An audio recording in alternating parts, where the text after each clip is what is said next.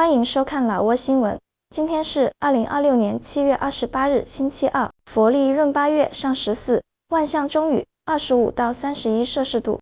今天的主要内容有外汇牌价、股市行情、黄金报价、燃油价格以及时事要闻。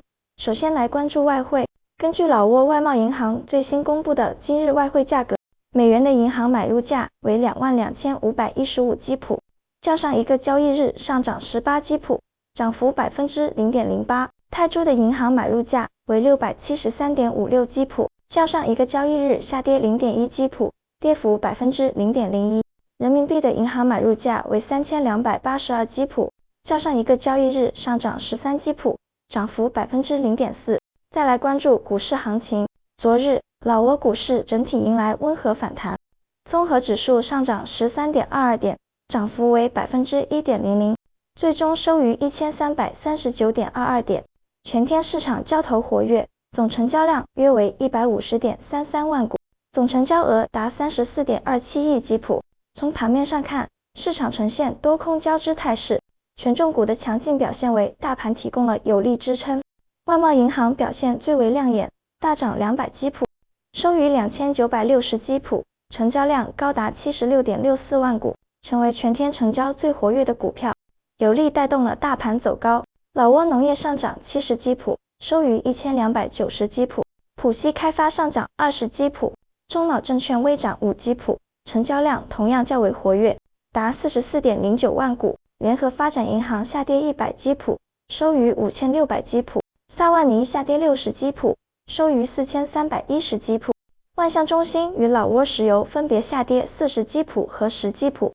老挝电力收评于2580基普，成交量为 12.27 万股。马哈腾收评于395基普。整体来看，在外贸银行等金融类股票的有力拉动下，昨日大盘实现反弹，市场整体投资情绪有所回暖。接着关注黄金价格。根据老挝黄金银行最新公布的价格，重量为1铢的黄金金条，每根售价是4639万8000基普，较上一次报价下跌60万3000基普，跌幅 1.28%。然后关注今天的万象油价。今天万象市各加油站执行7月22日老挝工贸部公布的燃油价格，柴油每升30880基普，普通汽油每升32740基普。接下来一起关注时事要闻。1. 约拉帕集团携手政府部门，倡导生物多样性旅游。老挝第一届生物多样性旅游会议在乌多姆赛省举办，由农林部森林司与文化旅游部旅游发展司代表共同主持，约拉帕集团倡议发起。会议旨在落实保护生物多样性与促进可持续旅游的政策，深化公司合作，增加社区收入。约拉帕集团主席索姆佩特马奥帕瑟表示，目标是将自然保护打造为旅游业基础。运营10余年来，南格雅拉巴项目已登记超2000种物种，并发现30多个新物种，助力老挝打造区域生态旅游目的地。2. 第44届东盟国家警察长会议在马尼拉举行。第44届东盟国家警察长会议于7月22日至26日在菲律宾举行。老挝警察总局副局长萨里普塔翁率团出席，菲律宾内政和地方政府部部长胡安尼托维克托里莫拉致辞。菲律宾国家警察局局长胡斯梅伦西奥纳塔特斯任主席。28个国家及国际组织代表围绕打击网络诈骗、毒品及人口贩卖等8类跨国犯罪深化合作。会议正式接收东帝汶为第11个成员国，批准建立反网络诈骗工作组，并签署联合声明，取得圆满成功。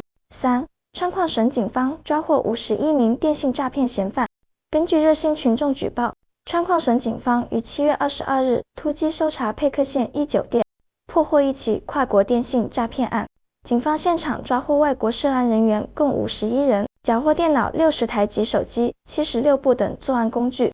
经查，该团伙通过虚假电商推销骗取台湾居民钱款，目前嫌疑人已移交安全总局外国人管理司依法处理，警方正全力追捕潜逃的中国及主犯孙某。4. 乌多姆赛省工商业厅督导北冰县工商业工作。